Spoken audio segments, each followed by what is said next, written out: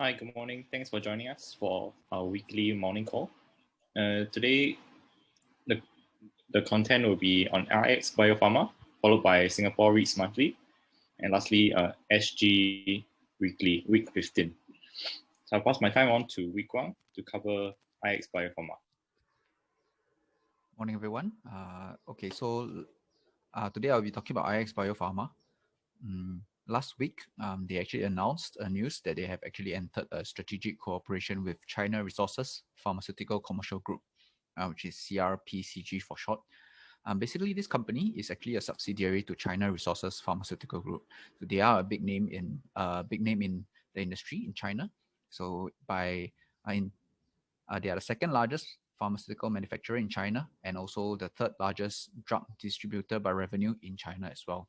So what is outlined in the agreement is actually a very broad-based scope of cooperation with IX Biopharma that they can actually do everything in from product registration, manufacturing, distribution, and promotions in China itself for the entire of IX Biopharma's current drug portfolio.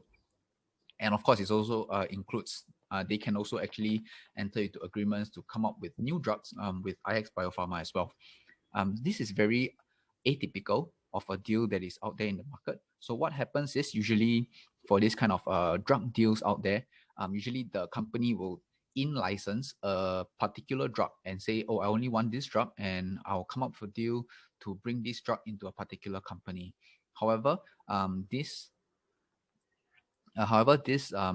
arrangement actually allows IX Biopharma to bring the entire portfolio into China on the get-go. Of course, this will take some time to see anything fall through because when it comes to product registration, because it is the drug pharmaceutical industry, there's still some regulations around timeline, etc. So it might take a little while before we start seeing any material impact. As at least there won't be any material impact for the current financial year, which ends at June. So what does this deal actually entail for IX Biopharma? So CRPCG, being one of the largest players in a very competitive market, IX Biopharma will actually gain a very strong distribution network across China for its entire portfolio. And if we look at what they have currently, their footprint in China right now, currently it only includes Wafersil and its nutraceuticals. So for Wafersil, which is actually basically just the active ingredient for Viagra. However, they actually incorporated it into their WaferX technology. So it's called Wafersil. They have an out-licensing deal with Yiling Pharmaceutical. So for Yiling Pharmaceutical, this is an exclusive deal for Yiling Pharmaceutical in a sense that right now with this CRPCG's agreement, CRPCG will not be the one taking over Wafersil into China, whereas it will still be with Yiling Pharmaceutical. And for nutraceuticals right now, which is their health supplement products, IX Biopharma is actually selling them through online sales on their Tmall and JD.com channel. So what happens for CRP, this extra distribution network to IX Biopharma? Not only does CRPCG operate its own pharmacy, it also has access to other pharmacies, hospitals, clinics. So you have all kinds of you have access to all kinds of downstream sales channels that will allow them to sell better, especially with their other specialty pharmaceutical products that they have under their portfolio. And also, secondly, it actually gives more opportunities for future partnerships in China. So right now, with a very big name, they can piggyback on a very big name to build their reputation in China, and it does not exclude them from working with other partners when it comes to future drug deals or coming up with research in the future for new drugs as well, because the agreement that they have with CRPCG is actually non-exclusive. So they are allowed to continue. If there are other interested parties that approach them, they can actually weigh the pro and cons of different partners and actually go with the better deal out there in the market. So all in all, we are still maintaining our buy recommendation with an unchanged target price of 44.5 cents we cannot remain with it. We are still very confident in terms of their growth prospects, especially with their entrance into China itself. However, of course, like I mentioned, we do not see any material changes, at least in the current financial year. So our estimates are currently unchanged. But moving forward, what we can expect is that over the next few months, we might potentially see some of the deals, specific deals for different drugs coming out in collaboration with CRPCG, because right now it's a very broad base. Each particular drug can have a very special arrangement to actually sell into China itself. So this is something that will be quite exciting for them. And that's it for IX Biopharma. I'll now hand the time over to Natalie, who will be covering the REITs monthly. Thank you, Wee Kwang. So moving on to REITs monthly. Next slide, thank you. Okay, so this is how the REITs have been performing with respect to the STI as well as the Real Estate Developer Index in red and green respectively. So we can see that ever since December, there has been a pullback from the REITs. The blue line has trended downwards. And then somewhere about 2 months ago, it started to rebound a little bit along with the STI as well as the Real Estate Developer Index. So on a 1 month basis, we see that the Real Estate Developer Index is the one that has pulled ahead, growing by 11%, followed by STI at 7.2%, and lastly, the REITs Index growing by 5%. Next slide, please. All right, back to the recovery by subsector. So we have nothing much has changed in order in respect of the order of the REITs in terms of price recovery. We still have your healthcare and industrials above pre-COVID levels, then followed by a retail, commercial, diversified, ranging between 13 to 17%, and then lastly, the healthcare hospitality industry, which is still down by about almost 26%. Next slide, please. In terms of interest rates, so we know that the interest rates have been rising. So the 10-year Singapore bond yield has climbed about 83 basis points from 4Q20's average, which was 89%, and currently it's now about 1.72% as at beginning of April. So in the graph, you see that the red line is the 10-year bond spread, US bond spread. Green line is the 10-year Singapore bond spread. Okay. And in terms of where the interest rates are going or headed, according to Bloomberg forecast, the 10-year SGS will remain below the 1.6% level from 2021 to 2023. And this level, below 1.6%, is actually below the 5 and 10-year historical averages. So in short, we expect that the interest rate growth to be capped in the near term. And later on, I'll explain that we're actually expecting a dividend growth to outpace this growth in interest rates. Next slide, please. So the dividend yield spread for the REITs is currently now at 2.16%, and this is at the negative 1.6 standard deviation level. Okay. And of course, the decline in the yield spread is largely due to the spike in the 10-year Singapore bond yield. So because the yield spread is, of course, dividend yield minus the 10-year yield spread. Yeah. So that kind of explains what's going on with this chart. Next slide, please. So we remain overweight on the REIT sector because we believe that the DPU growth will outpace the interest rate growth. As mentioned, the interest rate growth is more or less kept for the next two years. And is expected to be below 1.6%, which we currently are already at. So in terms of subsector, if we look at the graph on your left, we see that the price performance, or rather the DPU performance for the REITs in FY20, mostly negative except for the industrial REITs under our coverage that actually showed a 0.8% growth. And then after that, moving on to FY21 and 22, all sectors are expected to produce DPU growths. And of course, the industrial growing at 9.3% is a year-on-year growth on a higher base as compared to your hospitality, retail, and your diversified. So if you're trying to compare based on the FY21 DPU versus the historical pre-COVID levels, which is FY19 levels, we look at the graph on your right. So the red line, of course, is 100% means the FY19 levels. So we see that most REITs actually are going to be producing DPUs above the pre-COVID levels, with exception, of course, to your Ascott Residence Trust, which is still recovering because the hospitality sector actually faces a longer timeline for recovery. So it's not going to be back to pre-COVID levels as of FY21.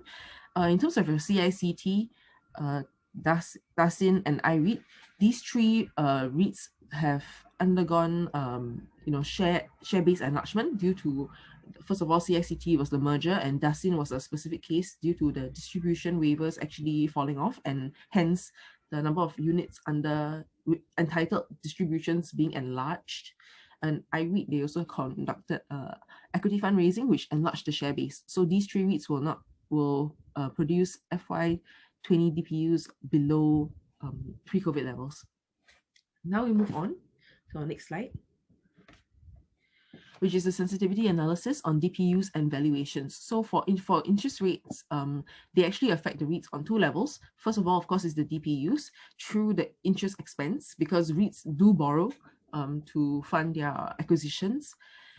And therefore, a rise in interest rates will therefore mean that refinancing for the REITs will be on a higher level or higher rate. And of course, on the valuation, because we use a DDM, this dividend discount model, to value our REITs. So based on the cost of equity assumption, we actually input a risk-free rate. So if we were to raise the risk-free rate, our cost of equity assumption would therefore rise, and it will result in a lower valuation. Okay, so we start off with the graph on your left.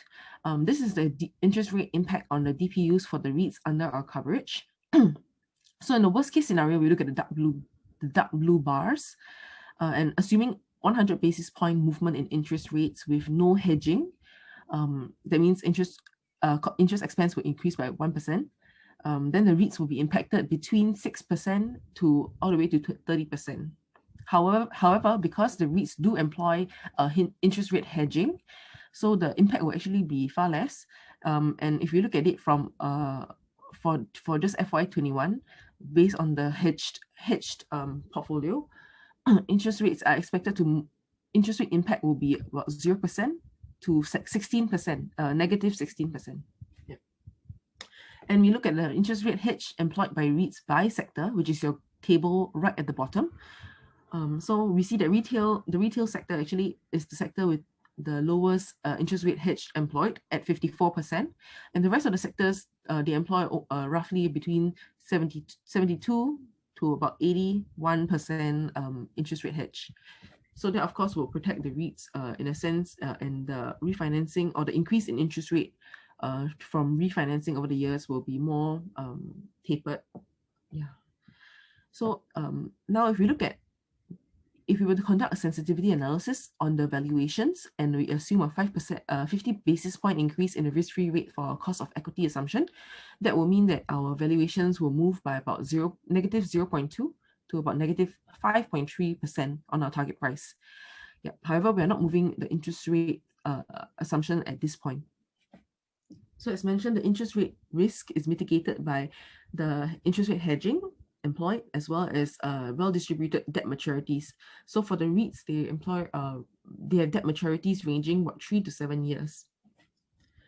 Okay, moving on to the next slide. We now go into our subsector views. So for retail, we are overweight. Starting off with, of course, this graph here shows you the retail sales index, excluding motor vehicle sales, on a seasonally adjusted basis. So for as a whole, the index actually produced a 3.5% growth year on year, and it has finally broken above the black line, as you can see in the graph. So of course, this was aided by the Chinese New Year celebrations, and earlier in March, 26 March to be precise, the fair tenancy framework was introduced for retail tenancies, and it will kick in for leases signed from 1st June 2021 onwards.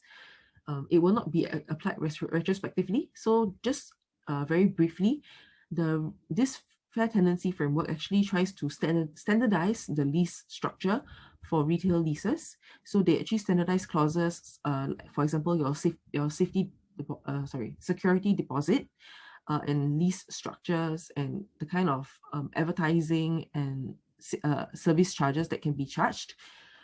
Overall, there isn't a significant impact for the REITs except for the guidelines on electricity charges. So what's happening with the electricity charges is that the REITs in general historically have been buying electricity in bulk at wholesale prices, and they will charge it back to the tenants using the SPE commercial rates.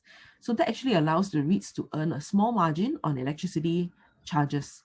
However, this framework, the guidelines in this framework actually prohibits the REITs from actually charging electricity on a margin, which means they have to charge it now on a pass-through basis.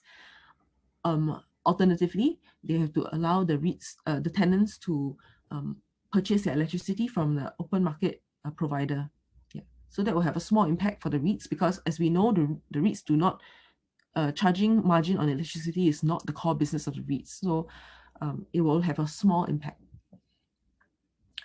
Of course, rental reversions were negative for FY20, and partially due to flexible leasing strategies, where the REITs actually allow a lower base rent and then a higher percentage of gross turnover. The central malls are expected to receive a shot in the arm from the returning office crowds.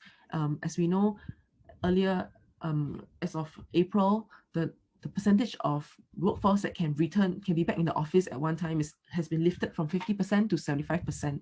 So of course that will return more office workers to the workspaces. Okay, we can move on to the next slide. For the office sector, we are neutral. And of course, the structural decline, meaning the new trends of remote working or hybrid working, these structural declines are mitigated by the tight supply that we see in the CBD core market.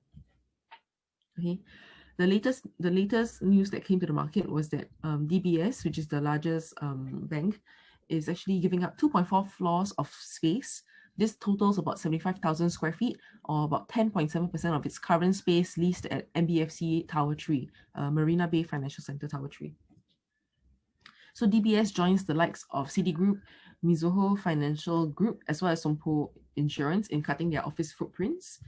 However, the positive side, or the silver lining, is that backfilling of space continues within the core CBD stock. So we have Amazon taking up 3 floors of space, or about 90,000 square feet, that Citigroup has relinquished, and also some backfilling of space at One Raffles Quay, which is now, it's quite a substantial amount of space, 23,000 square feet, which has now been 90% committed. And so UBS, of course, for those who don't know, they have actually moved to a build-to-suit facility near Penang Road, and they have given up their existing space at One Raffles Quay. ByteDance, which is a Chinese tech firm, they have actually increased during the pandemic. They've increased the amount of space that they've leased or are going to lease by about 1/3. So in FY20, despite it being not a very pleasant year for the office sector, the core CBD stock actually experienced a flight to quality, and CBD core absorption was actually positive at 0.2 million square feet. And this compares to, of course, the island-wide net absorption, which was negative. Something that will pad the demand for office space would be the CBD incentive scheme. So this will actually take away some of the current office stock from the market. And the redevelopment of AXA Tower, Fuji Xerox Tower, and Central Mall will actually result in a reduction of 1.2 million square feet of space. And this redevelopment is expected to come somewhere along 2021, 2022. Okay, and so the displaced tenants will of course need to seek new office space, and that will help to pad the demand for office. Okay, moving on to the next sector. We are neutral on the hospitality sector. So the new data, of course, would be the visitor arrivals. If you look at the graph on your left, the red line, we see a slight uptick. Okay, international visitor arrivals jumped by 50% month on month, from 18,000 visitors to 27,000 visitors in March of 2021. So this is, of course, a return in a small way for the business travel. And the Singapore redevelopment voucher, rediscover vouchers, 75% of these Singapore rediscover vouchers have not yet been claimed or utilized. So of course, as at 28 March 2021, $108 million in vouchers as well as additional expenditure has been spent. And of course, this helped to spur the hospitality industry, resulting in cash top-ups of about 40.2%. Yeah, so 40.2% of this 108 million was actually additional out-of-pocket cash that Singapore citizens have spent. In terms of your occupancy for the hospitality or your hotels, of course, it's still down. We saw a brief spike in occupancies in the month of December, where occupancy was about 61%. However, in January, February, and February, the hotel occupancy actually fell back down to 41%. Yeah. So we can expect, in terms of a slight uptick for the month of June, where we see the Singapore school holidays. So moving on to in terms of recovery in MICE and business travels, Singapore has managed to clinch the World Economic Forum, which will take place in August of 2021. And this, of course, will signal the confidence in Singapore's ability to host international events in a safe way. And hopefully this will bring more MICE events back to our shores. And major economies are leading the way with vaccinations, with the UK and the US, of course, vaccinating about 50% and 43% of their population respectively. And of course, this will hopefully accelerate us towards the herd immunity. Moving on to our next subsector, which is our industrial. We are overweight on the industrial with preferences for, of course, the data center, high spec and business park asset classes. In terms of economic data, we see recovering economic data. February, Nordex grew by about 4.2% year on year, and the PMI for March was in its 9th month of expansion.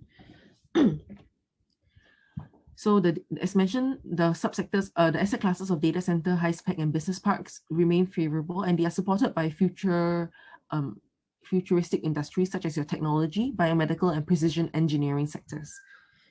In terms of warehouse, they will continue to benefit from higher demand from logistic players. As we know, the percentage of online sales has been on the uptrend. It has doubled since pre-COVID levels to about 11%. In terms of the supply breakdown, for the light industrials, we feel that they are the most challenged asset class. So they are the light blue part of the graph you see on the left hand side. And on top of the more significant supply that will hit the market from the light industrials, they also have the lowest pre-commitment. If you look at the table on your left, the pre-commitment for the light industrials is only at 17%, versus, of course, your high spec at 74% and business parks at 63% and warehouses at 27%. Okay. So that's all for the subsector views. We move on to our stock calls. So just draw your attention to the third last column here, which will be the DPU yields. So we are expecting DPU yields of about 3.6% to 8.8% for the REITs under our coverage. Yeah, and with that, we also maintain our overweight call for the REIT sector. So that is all from me. I will pass the time now on to Paul. Thanks, Natalie. I'll move on to our usual update on some of the macro news in Singapore. If you go to the first point, tourism, I think we all know it's very bleak, but I guess just to give you some numbers, in March, the arrivals into Singapore was only 27,000. Our 1 month of visitors that come here today is like half a day for the pre-COVID. So you can see how dramatic the drop is. 27,000 is like a half day kind of arrivals, pre-pandemic. Our manufacturing activity remains robust. I think our PMI is the highest in 2 years. Retail sales, although February was up, but because there's so much, because of the festive impact, Chinese New Year was a different month. So as a result, the better way is to combine January, February. It's still weak. I mean, retail sales is still down 2% year on year, but of course it's far better than in the past couple of months. Surprisingly was supermarket. Supermarket actually performing well. I think year to date is up 10%. And do bear in mind that the prior year, the supermarket sales was actually very strong. They had a very good Chinese New Year in 2020, and that was pre-pandemic. So the numbers are still healthy for supermarket sales. Construction contracts awarded was also quite weak, surprisingly. I think it was down like 30%, although this number can be quite volatile. I think on the ground, foreign worker availability of foreign worker is still an issue. I think from the last year we lost like around almost 50,000 foreign workers. So and this hasn't returned. So these foreign workers hasn't returned, and that will be a reason for activity to be a bit slower, even though there might be jobs. But that is one bottleneck right now: the availability of construction workers. We'll touch later on HDB prices, but it's obviously very strong, and it will be a positive. A healthy HDB price will be positive for private property because of the upgrading. As there be more, it will be act like a stimulant to sellers to upgrade to private. In terms of global trade, globally trade is very vibrant. I think Taiwanese exports in March was a record high, 36 billion, and it's up a huge, almost 30% year to date, or at least the first quarter is up 25%.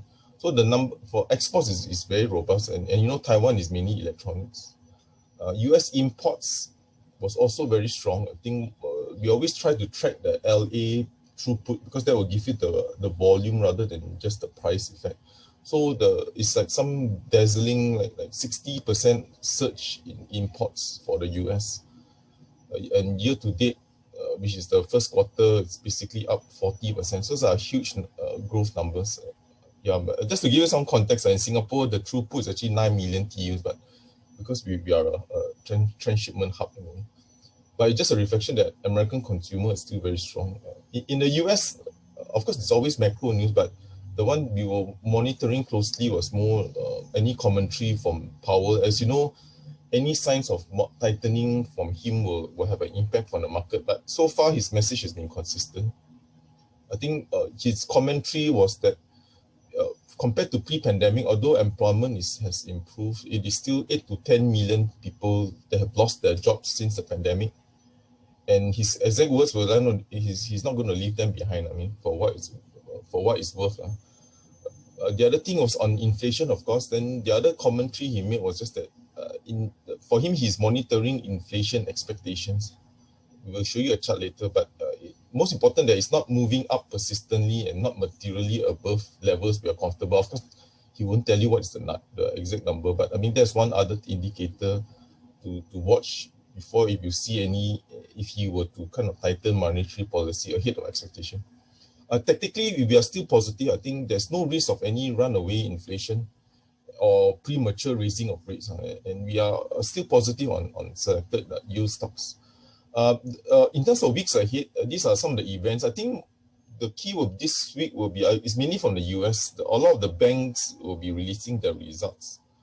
The JP Morgan, Citigroup, BOA, so that will be some of the key. And I guess on the 14th of April, Wednesday, we will be having our Singapore GDP numbers will be released. I was a bit surprised, but I think the consensus is still expecting contraction year on year. We will also, because I think we still had the benefit last year of not having no pandemic, so I guess that will be one of the base, because of the higher base effect. In terms of the poems, tonight I think we will have Zoom video, the listed company Zoom, the Nasdaq listed, that will be having a webinar. So if you have time, feel free to register for that. Next slide. Okay, in terms of the number of the pandemic that's happening, I think the one to focus will be on the blue line. So these are the global daily cases. As you can see, there's a big resurgence right now. So that's not positive. I think it's growing, and it's growing quite fast. Actually, it's like 50% month on month. We hope that it doesn't go to a new high or 2021 high or even an all-time high. But we see cases, especially in emerging market countries like Philippines, Brazil, they're all India. They're all getting new record highs there. I mean, there could be some tactical, I guess, trade on the pandemic. I mean, if this thing continues to climb. One interesting commentary that I thought was interesting, at least, was the WHO, the World Health Organization.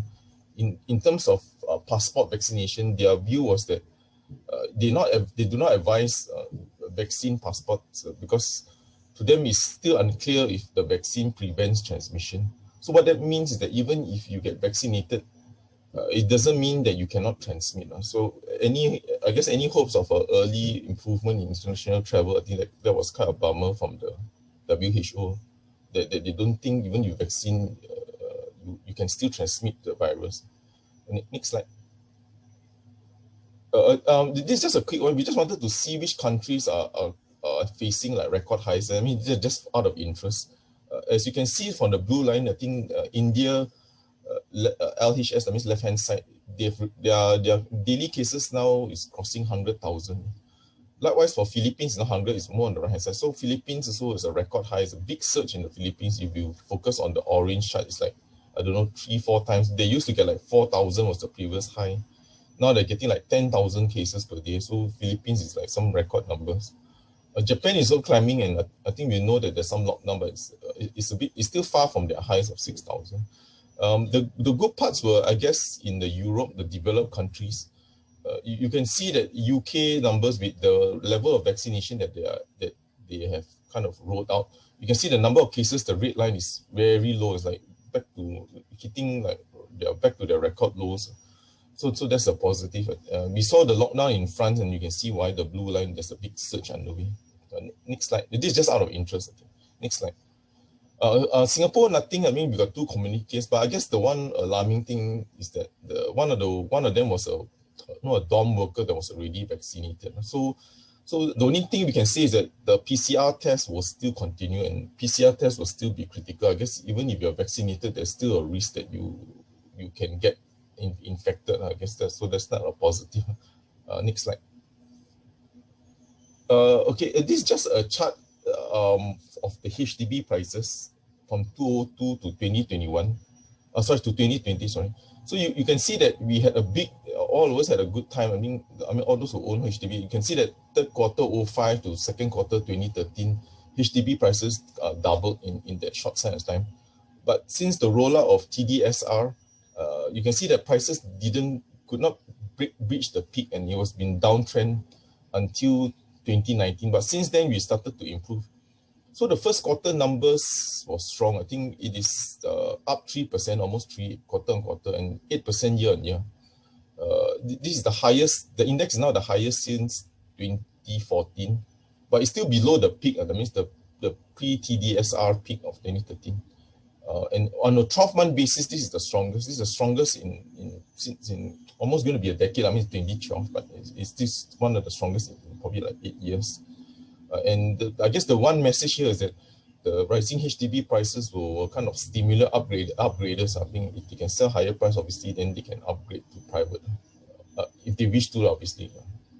Next slide. And this just to show you graphically, at least, the robust global growth in at least the growth in trade. You can see this. The left chart is the amount of imports that's coming into the US. You know, US is mainly consumer. The imports are mainly consumer goods. So you can see that the throughput, the red bar, the surge that the US ports are enjoying, and also the imports are also rising. But because the imports are affected by price, so we won't be surprised if that also increase dramatically, because this is up to February. And also the exports, Korean Taiwan exports mainly electronics. So you can see the big surge for Taiwan, and also what you're seeing in Korea. So Taiwan numbers is probably, the growth rate is not been seen since 2010, maybe 2011. So global trade is very robust right now. I guess that's the message. I think that could be my last slide. Next slide. Oh, sorry, one more. Okay, this is my last slide. So we're just trying to look at since the Federal Reserve is one of the indicators is inflation expectations. So inflation expectations is just a fancy term of they're just measuring the tips versus the nominal interest rates. So again, sorry if you confused, but anyway, it's just so you can see that the inflation expectations isn't like skyrocketing. I mean, it is high and it's back to pre-pandemic. So I guess if we have to worry is if it moves up to 3% or 2.5 and above, then I think that will worry the Fed. That means the market is expecting a huge rise in inflation expectations. And that is one thing they monitor before they decide to tighten monetary policy. The second thing is the one is on the table on the right is just to show you this is based on Fed futures. So this is not some some forecast by some economists that get it wrong. So this one is people who are speculating, making bets in the market through the futures market. So you can see the blue line is what are they expecting in December 2022. So in a nutshell, the market is pricing in at least one rate hike in 2022 and maybe even almost two in 2023.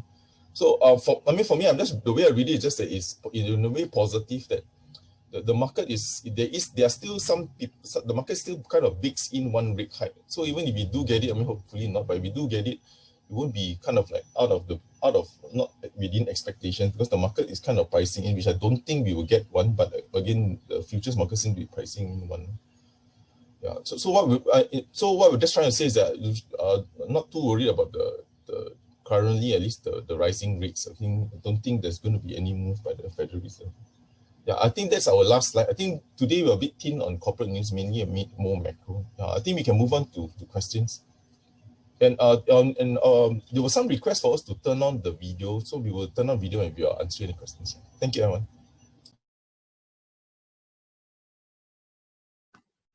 Okay, thank you, Paul. I'll just take a few questions on IX Biopharma.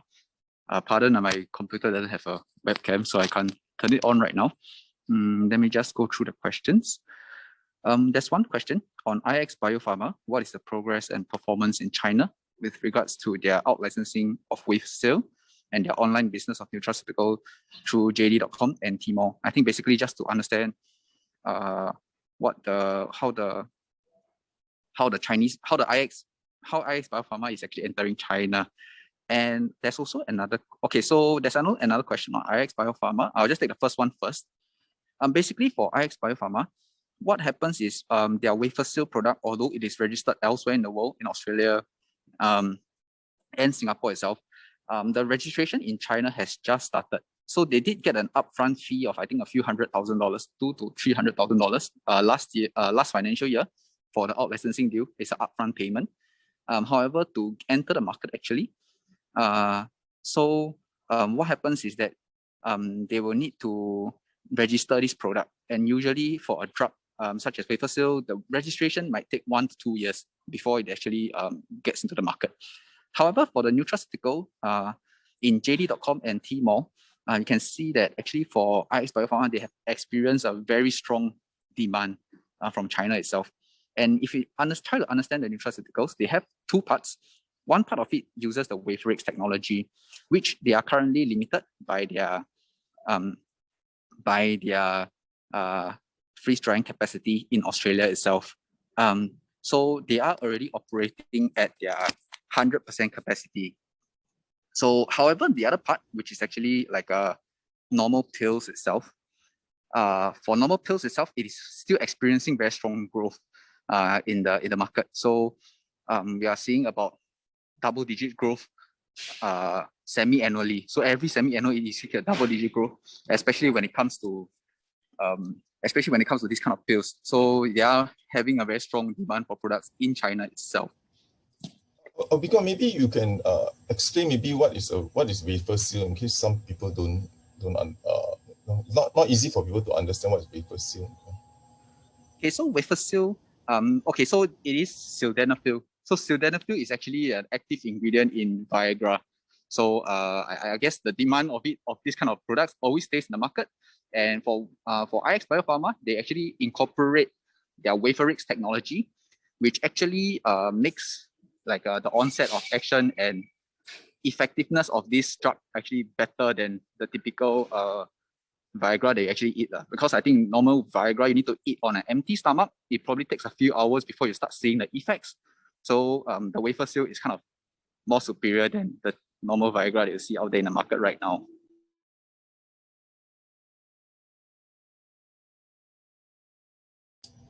Yeah, and the question, I think why we covered it, I think there's someone who okay. Yeah, the question. Let me just read out the question. with regards to IX Biopharma, no other analysts are covering it. What made Phillip Securities decide to cover it? We actually spoke to them probably about 1 year, more than a year ago, and we do see that they are having a very unique technology. It's probably something that you don't see out there in the market. So for us, I think generally when we cover it, it is also actually trying to understand the process in which drug development is out there in the market, because you don't really see these kind of things in Singapore itself. We are not known for it. And so they're just trying to help us understand the whole value chain of the healthcare industry, especially when it comes to drug making, which is the most tedious process out there in the market. Yeah. Yeah. Let me just add. Firstly, in Singapore, there is no drug maker that I know of, that we know of. So what perks our interest is that they got multiple products, so it's not like just one blockbuster drug. Then it's a bit too binary for us. I mean, you either get it right or you are totally wrong, or you're totally right. So for us, they have Wafermin, which is really past it's a pain relief drug, and is to help some of the opioid crisis in the US. So it's already past phase 2, and they are looking for funding and selling the license in phase 3. So we thought, okay, so at least they got that part right. Then the second thing is that, so assuming that doesn't happen, I mean, touch wood, that doesn't happen, then they still have the wafer seal, and they also have a what do you call it? What's the other drug? Oh, sorry, I just slipped my mind. That is banned in Singapore. The cannabis. Cannabis. Sativa. Yeah, sativa. So for us, they got multiple drugs that can help the stock or help the company. And most important is the drug delivery platform. It's not about the drugs, because these are active ingredients. I know it's quite available everywhere. It's more the technology that to discharge the active ingredient, and so they can have many drugs that they can launch off this delivery mechanism. So it's not just one drug. And the other thing is, of course, the question is, how would we know? I mean, we're not like chemists, we're not doctors, right? So how we know is we look at the partners that they have, and we look at, like, crossing the phase 2 was critical. I mean, at least it shows, and they also, by the way, lost like 60 million. So they really spent like 60 million to go and I don't say play around with the drugs, but they spent 60 million to try and build this delivery platform. So there's no foolproof for when it comes to drugs, but we thought they had better odds than many other companies. Yeah. Okay, I think let's move on to the next question. Paul, I think I will take the next few. There's quite a number of them, so I'll take slowly by surely. So first of all, let me share my screen first. Yeah. So, yeah, this is the one. Okay, so yeah. Okay, let me. Okay. Okay, so for first one, I think Chris asked Franken and ST Engineering. Okay, so just now I did a short glance on it. So for ST Engineering, I think you can see that it's going steady on the uptrend, but it still haven't yet break the new high since in February 2020. So this one is like more of a corrective upside, but nonetheless, I think there will be still more upside to come. So you can look closely, right? I think this immediate resistance between 3.92 to the main resistance at $4.01 to $4.16 has been, I think, tested multiple times, and the channel has been broken. You can take it as a flag. So hence, I think in the midterm target, I think this level is going to break. But I'm more prone to now, right, is that even if there's any breaking to the upside, I think it will be quite limited. So we ended up at a false breakout, maybe at 4.23, and before it came to a sell down to the lower range of 371 before it actually rebound, carry on the rebound to this level at around, let me see, $4.50. Okay, so for ST Engineering, I think if you ask me, right, in a simple term, it's right now currently in a ranging market right now. Okay, so if I was to accumulate, I will definitely choose a lower price at maybe $3.80 to $3.78 before going up. But you can see that there is like an inside bar forming right now. So, but it is not confirmed right now as it's still trading within the days. And then normally inside bar work well on trending market, not on the range market like this. Okay, so I'll move on to the next one. With Franken, I think Franken has been Franken is performing well. It has broken the resistance at 1.44 to 1.47 previously. So price is facing some sort of like quote unquote take profit zone right now. Okay, so it's like kind of like right now is like forming like there's a potential pattern, but I think that the pattern might be invalidated, and then price will pull back to the support resistance and support at 1.44 to 1.47 before heading up for a rebound. So you ask me, I think 1.66 will be the near term target once the rebound was hit. Yeah, it's completed. Okay. So the next one is, I think, SIA. SIA previously was a panel, but I think price faced some resistance over here at around $5.60, $5.76, sorry. And then you have some like a huge bearish candle sell down today. I will say that last week I mentioned that I think 5.28 to 5.42 will be the best support zone for accumulation right now. Okay. All right. So that's for SIA. And then there's a question on China Sunsin. So China Sunsin, right? Actually, China Sunsin, right, has been going on a very strong uptrend. In fact, in near term, it has gone all the way high already. If you look at the Fibonacci extension target, we have already way past 1.68%.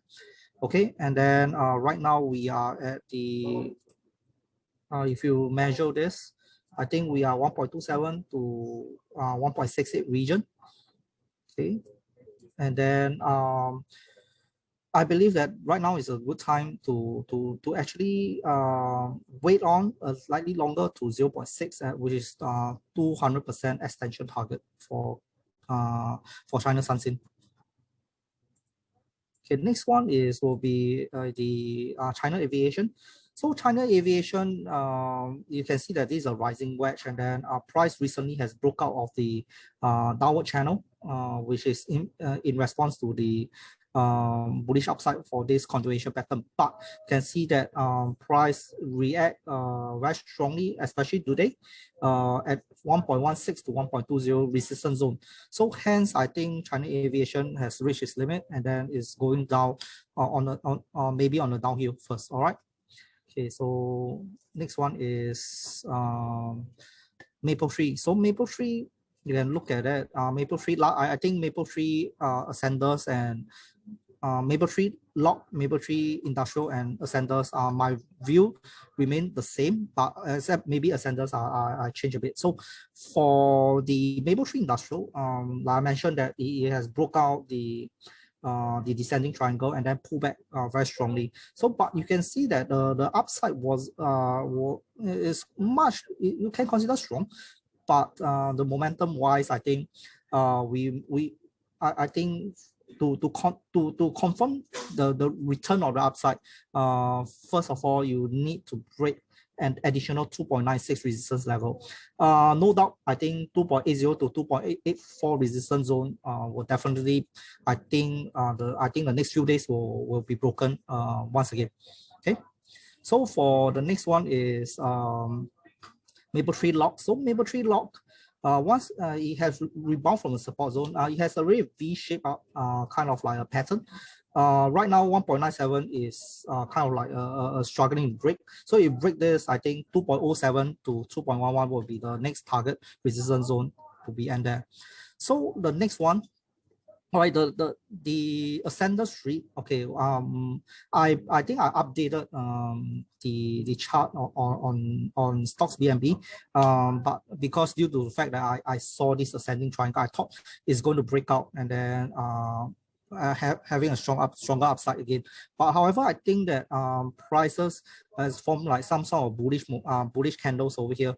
So hence, I think that you'll make either one more true wave down to the support zone. It will be like $2.90 to $2.95, or $3.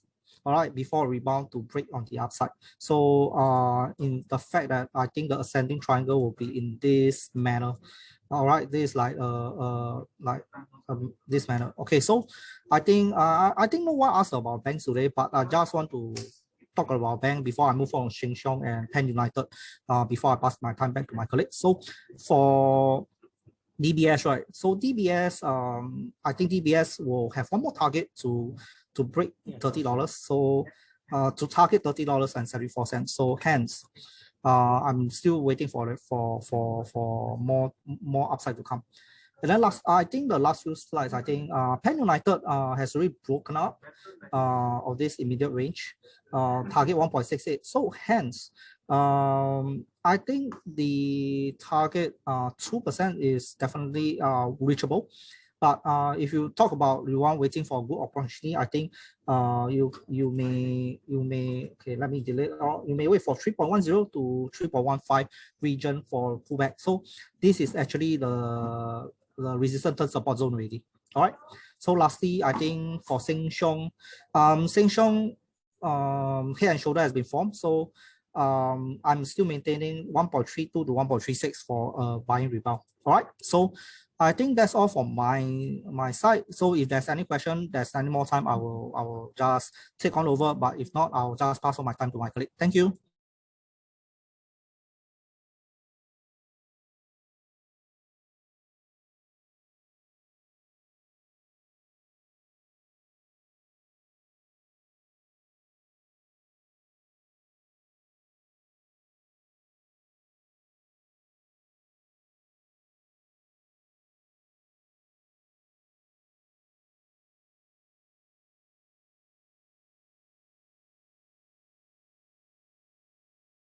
Yeah, I think quite a lot of the most of the questions.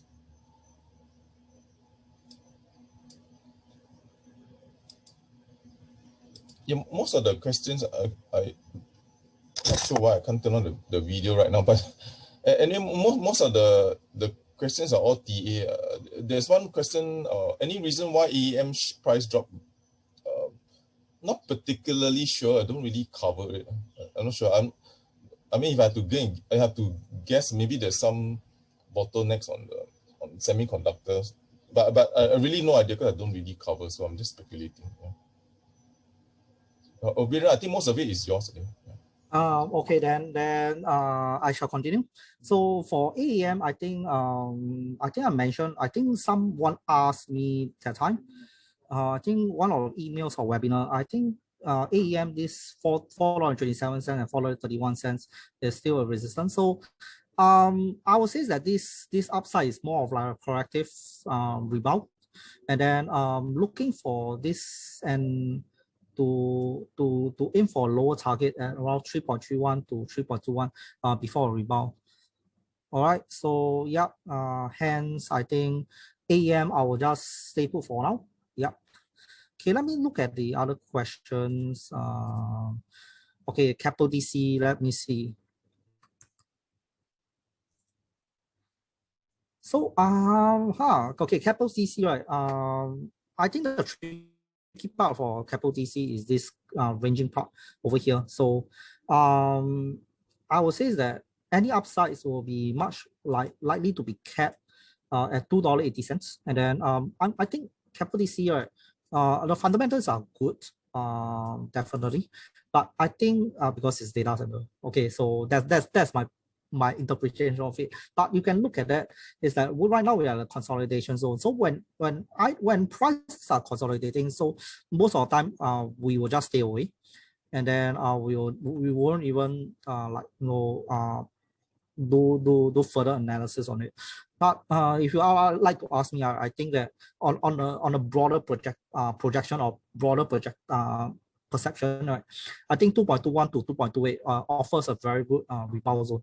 Right. Of course, I mean this consolidation can either break up, but break up, I think that I'm sure that $2.90 to $2.80 will be a strong resistance, and highly priced won't even pass through it.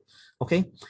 If you want to look at it, I think we are officially in like a downward move. Okay. So this is what I feel for Capital DC. All right, so okay, so Thai Bev. Okay, so let me look at Thai Bev. Okay, so Thai Bev. Okay, so Thai Bev. Forget about this wave. Okay, so Thai Bev. Recently, I think I make I did a projection by myself like after work. So price actually did have an upside, but face some strong rejection. So price either is going to break this level, this support zone at between 0.7 to 0.75. I believe highly chance. So, but there may be a slight rebound. But if the rebound doesn't seem to be strong in the future, then I believe that 0.635 to 0.650 will be the next support zone going forward. All right. So, and then additionally, I think you can look at here is there's a formation of head and shoulder. RSI has even there's if you take note that if there's a rebound, it doesn't cross above 60 RSI line, then I think this one is a failure swing already. All right, so that's my view for Thai Bev, Capital Corp. And that's I think Capital Corp, right, okay, hit my resistance zone. So my target still remain at $6 over the long term. So right now, I think there's some sort of like correction going on right now. So I think highly likely there will be price correcting itself to $5.27 before it attempt to retest the market, and then before a rebound going forward. Okay, this is my personal view. Okay, and then Semcorp industry, so U96. So Semcorp industry actually hit around like close to my first target price when I issued my report when prices was trending around here. So there's like a pullback back to the support resistance turn support zone. If this is breached, and then I think highly, I think we'll go back to $1.80 psychological support before a rebound. I think highly, I think 2.04 would be the maximum target price for now, right? So we might see like a deeper correction, given the fact that today there was a very strong sell down. Morningstar continuous on the downside. All right, that's my view for Semcorp industry. So next one, Bukit Sembawang. So Bukit Sembawang has been going very strong. It has made a very strong succession, like a three wave up, and then there's like a corrective kind of like a pattern right now. But however, I think that this time around, after it completes so many rounds of like a N-shaped type of pattern, I think you'll have a deeper correction to $4.64 before a rebound. That's my totally based on my view. Or it might actually have a deepest correction to 4.55. So for Bukit Sembawang, because given the fact that there's a very strong selling going on over here, double top and then a mini double top, and then price is going to break 4.81 and highly is break 4.81, and then and then price actually go lower to test around 4.67 to 4.63. Okay. So what's the target price for Singtel? Singtel, I don't really have much view, because I think Singtel are still ranging. I think, but if you ask me, target price, when you ask me, I think Singtel will go may face some slight testing of rebound at $2.40 to $2.37. If 249 and 252 is going to break, I think the next target price at 264 to 269 will be the eventual target. All right. So UG Healthcare, I think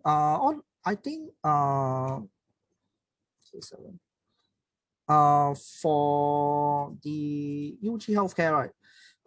Like Top Glove, which I issued a sell call recently, despite the strong upside, I'm still positive that 0.50 to 0.450 will be the likely support zone moving forward. So hence is quite I'm based on technicals. I think UG Healthcare is less likely to find itself a very strongest rebound on the upside. I think it might just correct further on the downside again. All right.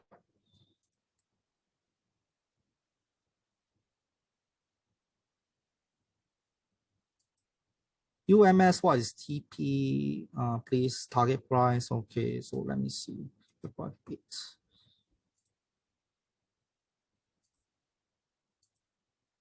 UMS, I think it has some tops here. So I think price is going to find like there's a strong selling. I think is based on, I think people are just exiting the long trade since here. So I think you can look out for 1.27 to 1.26 for any reversal signal. Going forward, I believe that the uptrend is still very strong for UMS. Okay, and then given the fact that there's some multiple testing over here, so if this is a short fall, good news. I think price this 1.39 resistance zone will likely be breachable in the next possible future. Okay. All right, I think, okay, I do the last three before I pass my time to my colleagues. All right, okay, so wait, let me see. Okay, so I'll do Wilma and then I'll follow. Then I'll pass my time back to my colleagues. Okay, so for Wilma, I think we are kind of like ranging for now. So Wilma, I will just stay away from it. So, you can see that it's much more of like a corrective stance right now. So anytime I think we are looking for a breakout above 5.57, then we can confirm the upside for Wilma. All right. So I think last one is CDL. And CDL just broke above the resistance zone. I think this might be a false breakout. Price may be looking to fall back in to test lower. So yeah, so that's my view on capital development. I'm a bit more bearish on capital, not capital, city development. All right. So yeah, because I think I need to be fair to some others, I will pass my time back to my colleague. All right. Thank you. Okay. So I can't turn on my video. I don't know why. The host has stopped it. But okay. But anyway, I will just I'll just run two questions before we move on to the banks and the REIT question. Let me just read out. Will stock market be affected in the medium term with HSK giving up his position as finance minister? I cannot answer this one. There's no politically right question. So this one is too sensitive to answer anything. So I will have to skip that. Sorry. Next one, please comment on IPO Econ Healthcare Asia. Okay, I don't have the valuations in front of me, but I can just share whatever feedback I got from those who are already in the industry.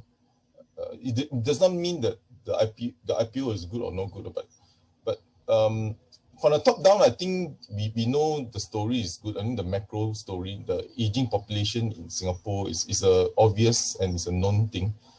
But the challenge for operating aging homes is that there are basically two main challenges. The first challenge is cost. It's very costly to operate because you've got a nurse, you've got all the facilities and so forth.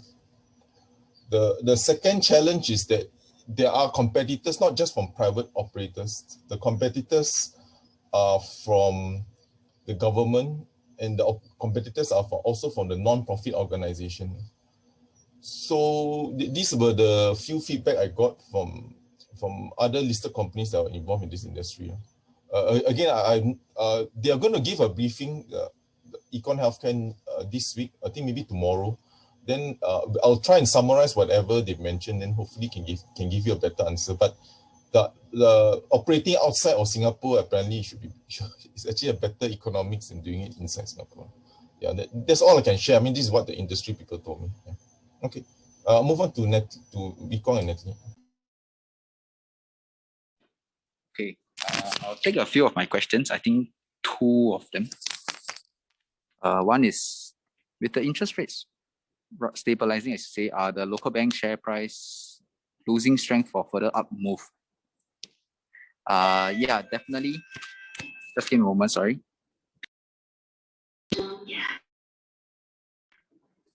Okay, so for this, right, actually, we have already factored in the fact that the interest rates are going to be low. The fact that it actually ticked up in the first quarter is actually out of our expectation. And the main reason for the local bank share price to continue further up is because we see the earnings lift from the tapering of allowances instead of the interest rates. I think the interest rate since 1 year ago, everybody know that it will stay low for a longer period of time, and we have all kind of factored into our models. So definitely, this is not the reason that we see banks to continue moving upwards. I think there's also a question, who are IX Biopharma's competitors? This is a little bit hard to say because right now, there's two kinds. If you want to think about valuations wise, competitors, I'm not so sure because in Singapore, we do not really have a drug like I say, you do not really see any drug makers. But if you want to take a look at US, the PE probably is just very different from our Singapore. But if you take a look at sublingual delivery technology, that what IX is actually offering is also very little because typically the sublingual delivery system is done not really through how do I put it? It's not really a proper technology. What happens is they just try to say, oh, we built this pill, we just try to put it underneath your tongue, and hopefully this thing gets dissolved underneath the blood vessels below your tongue, and hopefully this works. Otherwise, you have things like oil tinctures. There is liquid form that you try to put it under your tongue as well, but these are not scientifically proven to actually help with the absorption of the drugs into your body. So that is why we see IX Biopharma as something very interesting, because they actually have the research studies that actually back up their claims that it actually help to improve this sublingual delivery of drugs and active compounds into the system and directly into the bloodstream and into your body system, which actually bypasses a lot of your your digestive system and etc. That will actually make your drugs less useful. Yep. And that's it from me. I think I'll now hand the time over to Natalie. Thanks, Wee-Kwang. Okay, so my question, the question that I have is top picks for each sector: retail, hospitality, industrial, and office. So for our retail sector, we favor the suburban mall operator Frasers and Point Trust. So okay, just briefly, so suburban malls have been resilient despite or rather comparatively more resilient compared to central malls during the pandemic. And moving forward, there are some trends that will help to benefit the retail malls, such as a permanent increase in the suburban daytime catchment due to permanent hybrid working arrangements. So that will, and then not to mention some of the three largest malls in FCT's portfolio, which are Causeway Point, North Point, and Waterway Point. There's going to be a almost 67% increase in the number of HDB units surrounding these assets, as well as, not to mention, the government's decentralization plan to bring more of the commercial activity into the north area. So that those will benefit the three largest malls in FCT's portfolio, and that will provide some organic growth. Okay, so for the hospitality sector, so we only cover Ascott. So of course, our preference is going to be Ascott Residence Trust. That said, if you look at it if you look at the hospitality sector as a whole, you will see that actually Ascott is the most diversified hospitality REIT. So they have they have assets in, I forgot how many countries, but basically most of their revenue is derived from eight key countries. For example, Japan, Australia, UK, US. I don't remember the rest, but yeah. So basically, these countries have a very big domestic market. So of course, they will be one of the first to recover. Especially domestic tourism will be the first to help the hospitality sector in these countries recover, and that will help Ascott recover, in our view, faster than the peers. So if you look at the rest of the Singapore or the Singapore hospitality as REITs, most of them are actually Singapore centric, and with CDL having some assets overseas, but mostly still Singapore centric. So in terms of this view, we are of the opinion that Ascott being more diversified and more diversified with exposure, 75% of the assets actually in countries with large domestic markets will be the first to recover. In terms of industrial, we like Ascendas. I think I've mentioned this a lot of times. Ascendas is the largest industrial REIT. This actually means that they have a lot of power to, or rather the balance sheet is able to undertake, be it redevelopments or forward purchases with developments. Yeah, so this helps them to actually, enter into projects with at lower costs and hence reap a more attractive yield. Yeah, and not to mention they have made very big strides in terms of trying to reposition their portfolio and capture more of the new economy as new economy tenants. Yeah. Okay, apart from that, for office, we prefer the US office REITs. Of course, because currently the US office REITs are actually trading at about 8% yields. This is both for Manulife and for Prime, about 8%-ish yields. And not to mention that, the US market is a remote working adjusted market, and a lot of the Manulife and Prime's assets are actually located within cities which are actually tech cities. Yeah. And so our pick for office would be Manulife. Yeah. Okay, so I think that's about it for me.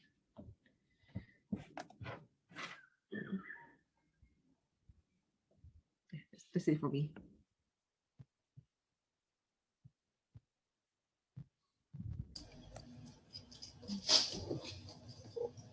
Okay, I think the rest are all still TA.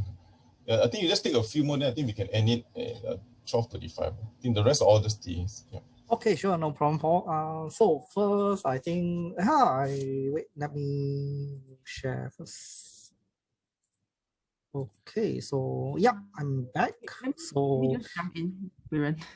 Sorry? Let me take this question first. Okay, sure. Your view on Keppel REIT's price drop today. So I think for Keppel REIT, the different, I think what happened with Keppel REIT is probably due to the announcement by DBS that, not really by DBS, it was a Business Times article that actually said that they have information that DBS will be giving up about 2.5 floors, 2.5 floors of their office space in MBFC Tower 3, which is 1/3 owned by Keppel REIT. Yeah, so that could be one of the reasons why Keppel REIT share price took a small hit today. Yeah. Okay. Sorry, Viren, back to you. No problem, Nat. Okay, so I'm back. Okay, so yeah, so first one, James asked about ARA. I hope it's ARA logos. That's the only stock that I know is called ARA. Yeah, so sorry. So if you look at that, right, I think ARA, okay, let's look at the weekly chart. Okay, weekly chart, I think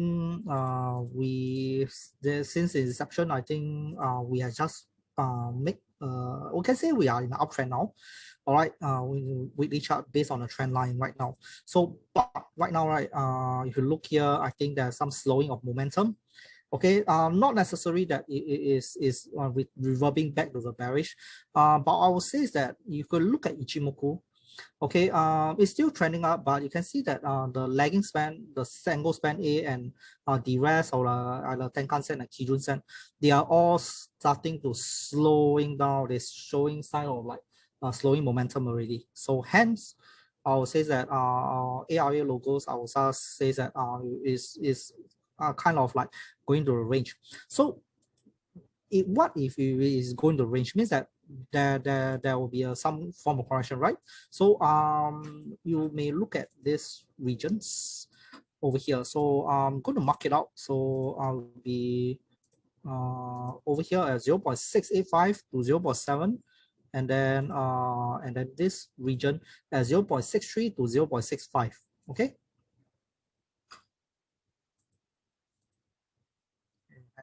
Hey, sorry.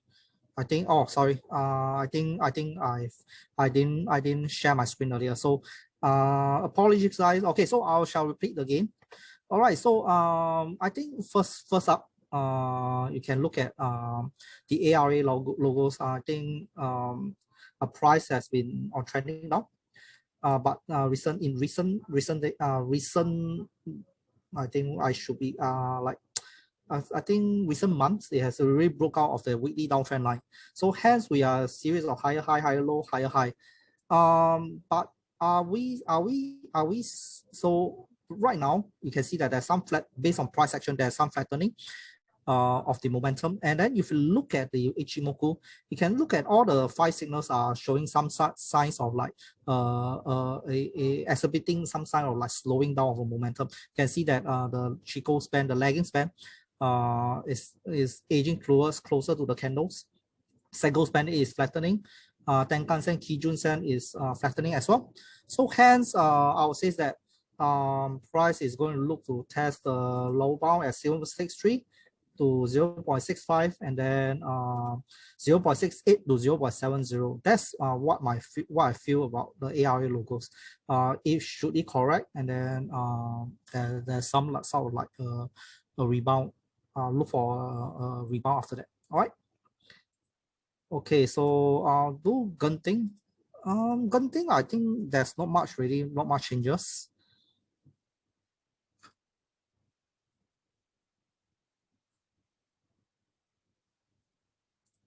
Okay, so Genting, I'll say that still this one is a pennant.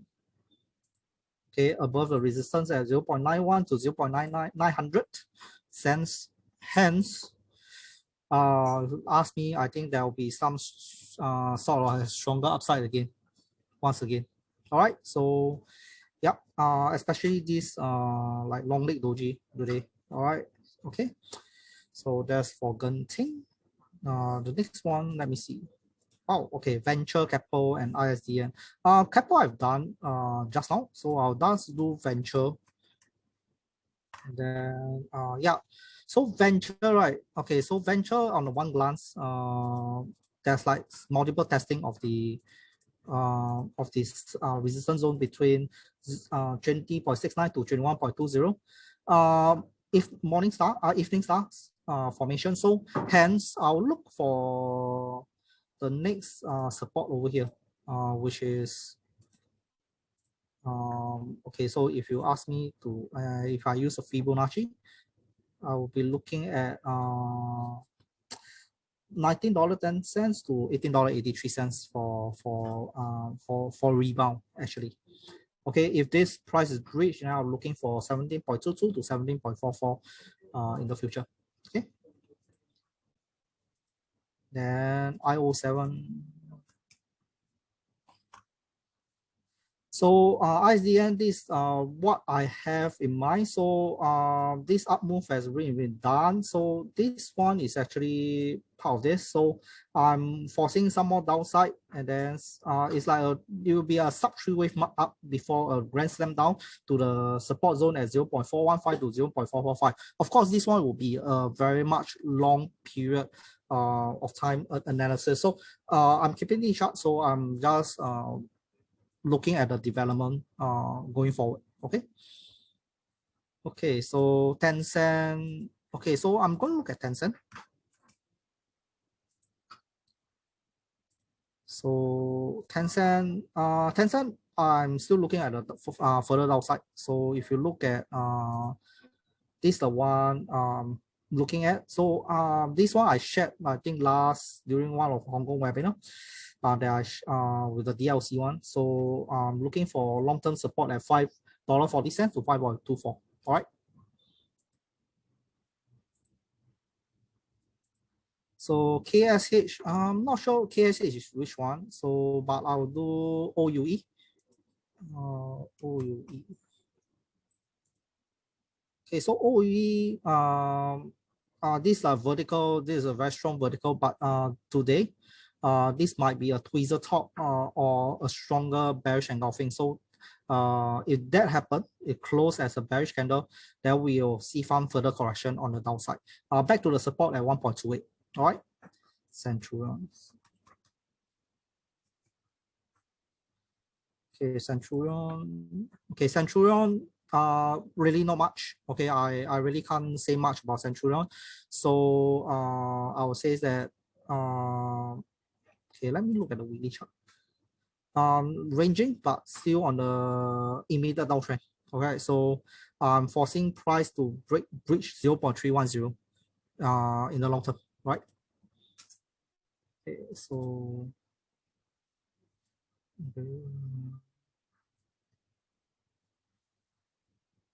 okay, so then last one. Okay, so the US, I don't know, is it technicals or you just want to ask for the basic outlook of the stock market, so of the individual counter. So yeah, so I'm not really very sure. So yeah, okay. I think Hong Leong, okay, so thank you for this Hong Leong. So Hong Leong, I saw some interesting chart formation. Okay, so Hong Leong basically has a breakaway gap already. So it actually last week it just actually break away at 0.860, and then hence I think prices are looking to like we are looking on a stronger upside going forward, especially we have already since we have been on a very strong a longer very long downtrend. I mean that's what I mean. Okay, price is still has much room to go forward testing here. So yeah, so that's why I believe that there's much more room to grow in further for Hong Leong. So if price do edge up and then there's some like major correction, rest assured, I think this between 0.765 to 0.860 will be providing a very good like a comfortable support rebound on the upside again. Okay, all right, so yeah. Okay, SI have done, Singtel I've done as well. AEM, Nanofilm I've done for the technical just now. Yeah, so you may rewatch the playback which we will upload it again, all right, by tomorrow.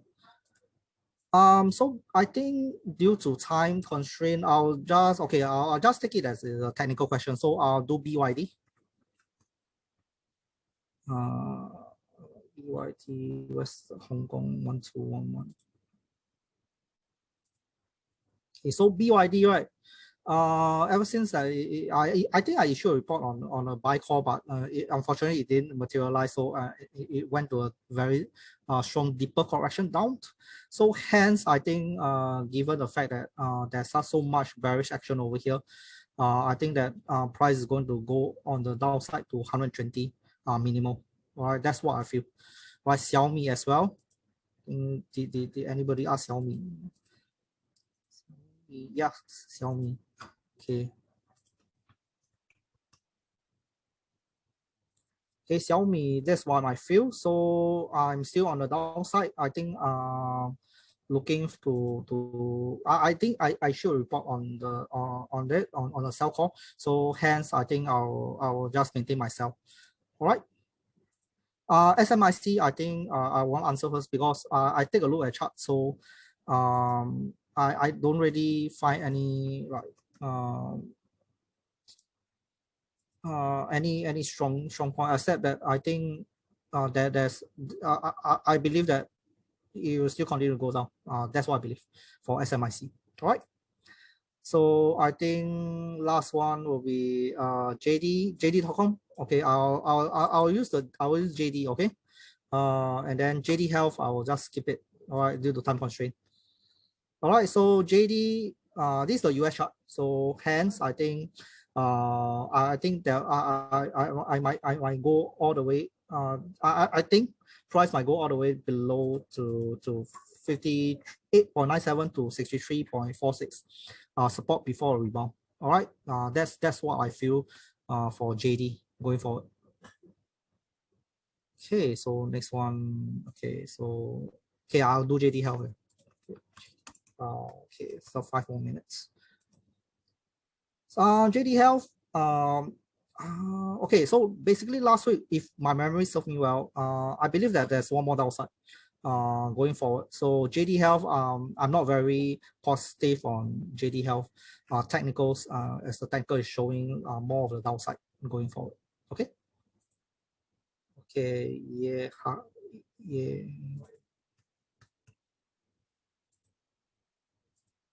This one also a downside, I think, because this support don't holds at 58 to 53.45 doesn't hold that well.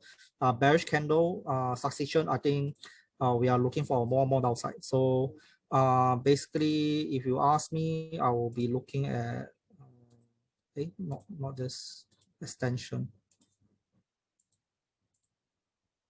At $25 maximum.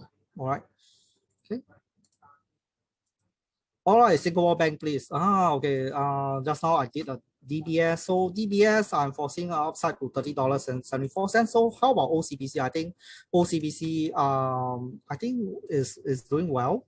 So OCBC, okay, let me delete everything. So OCBC, you can see here that that we have multiple like resistance zone over here. Okay, you can see. Okay, let me perhaps bring down forward some. There's so much testing and then rebound. So anything. So I believe for going forward, $13 easily achievable. I think that's what I believe Wee Kuang's target is. So yeah. Okay, so I think that's all from me. That's all for the Q&A for me on right now. So if you have any question, just feel free to drop us an email over here. Okay, and then yeah, we will answer your question back again. And then yeah, and alternatively, you can visit our website at stocksvnb.com. So if there's no other further question based on what we've seen, we would like to end our webinar. So thank you very much for your time. I'll see you next Monday. Yeah, okay. Is this webinar open to Hong Kong stock? Of course, I always thought that it's a Singapore really. Okay, so Abby, you can ask, provided if we have time. I think if we have time, I think we will just answer some of the Hong Kong stocks counter as well. If we have the time, and if we have information. I mean, technicals, I think is quite all right for me, but for the fundamental part, in depth of the companies, I think we do not have any Hong Kong analysts right now. So yeah, so yes, that's what I meant. Okay. So if there's no other further question, we'd like to end the webinar right now. I do have a 1 p.m. webinar going on for the US market, so you may register and then you may wait. You may go hop in and then wait down there, and then I'll start promptly at 1 p.m. All right, so I'll see you again. Again on next Monday. All right, thank you very much and goodbye.